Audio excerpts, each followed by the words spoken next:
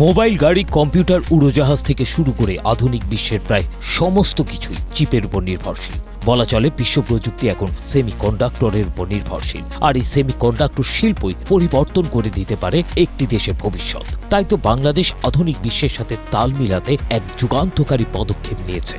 বিপুল টাকা খরচ করে চিপ তৈরি কারখানা স্থাপনের পথে শুরুতে না হেঁটে আরও বেশি গুরুত্বপূর্ণ ও লাভজনক চিপ ডিজাইন, টেস্টিং ও প্যাকেজিং এর ক্ষেত্রে অবস্থান দৃঢ় করার সিদ্ধান্ত নিয়েছে।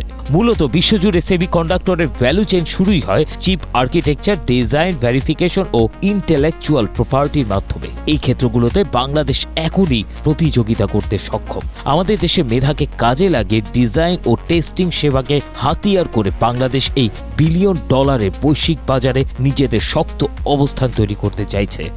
স্ট্রবেরি সুপার ডটেড ও ক্লাসিক ভ্যারিয়েন্ট সেন্সেশন জাগুক শিহরণ।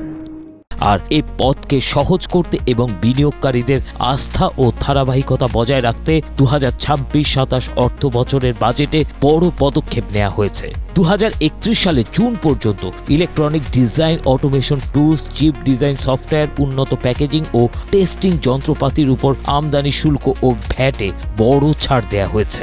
মেধাকে প্রাধান্য দেয়া এই সুনির্দিষ্ট কৌশল বর্তমানে এই খাত থেকে এখনকার বার্ষিক রপ্তানি আয় $8 মিলিয়ন থেকে 2030 সালের মধ্যে $1 বিলিয়ন উন্নীত করবে। বাংলাদেশের প্রকৌশলীরা ইতিমধ্যে 180 ন্যানোমিটার থেকে 2 ন্যানোমিটার পর্যন্ত টেকনোলজি নোডের অত্যাধুনিক চিপ ডিজাইন প্রকল্পে কাজ করছে।